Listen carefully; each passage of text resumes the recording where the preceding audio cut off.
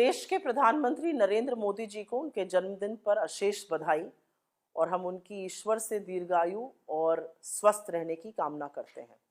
लेकिन जब इस देश के युवा प्रधानमंत्री के जन्मदिन को राष्ट्रीय बेरोजगार दिवस मना रहे हैं तो थोड़ा दुख भी होता है और चिंता भी होती है, और होनी लाजमी है, क्योंकि कामकाजी उम्र के 60% लोग विश्व के सबसे युवा राष्ट्र में आज या तो नौकरी कर नहीं रहे हैं या ये रोजगार ढूंढ नहीं रहे हैं। इस पर चर्चा नहीं करते हैं प्रधानमंत्री की जो 2 करोड़ सालाना रोजगार बनने थे उसके हिसाब से 16 करोड़ नौकरियां बन जानी चाहिए थी, लेकिन नौकरियां मिली हैं सिर्फ 7 लाख लोगों को।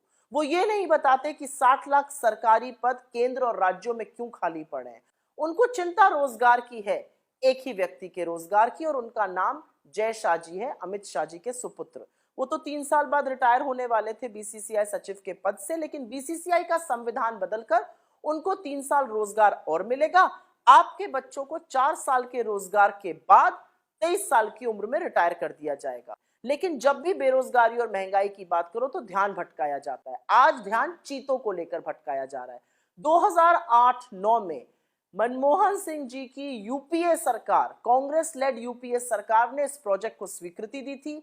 अप्रैल 2010 में तब वन और पर्यावरण मंत्री जयराम रमेश जी अफ्रीका के चीता आउटरीच सेंटर में गए थे, लेकिन 2013 में देश के सुप्रीम कोर्ट उच्चतम न्यायालय ने इस प्रोजेक्ट पर रोक लगा दी थी। 7 साल बाद 2020 में वो रोक हटी और आज चीते आ रहे हैं।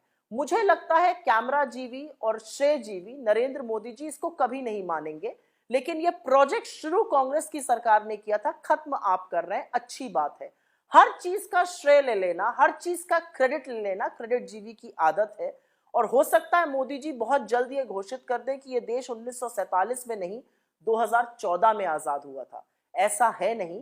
मुद्दा आज भी रोजगार है। चीते आने का हम स्वागत करते हैं।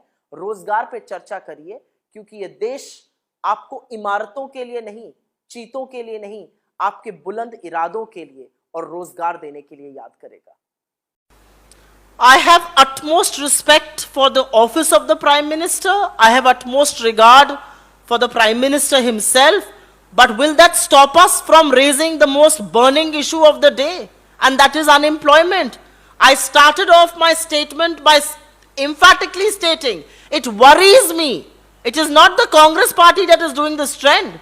This trend is being done independently by crores of youth out there who have been let down by this government.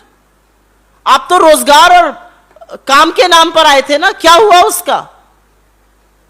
I don't think the BJP understands the extent of the damage that is being done to India's youth and to the Indian economy. It is not going to take us several years. It may actually end up taking us several decades to restore normalcy in the economy and to make the youth gainfully employed. I think the BJP needs to get its head out of the sand, smell the coffee out there. इस देश का सबसे बड़ा मुद्दा बेरोजगारी है, और ये बेरोजगारी का जो ट्रेंड है, जो राष्ट्रीय बेरोजगार दिवस है, ये हम नहीं, ये देश के युवा मना रहे हैं। चिंता का विषय है, ये दुख का विषय है।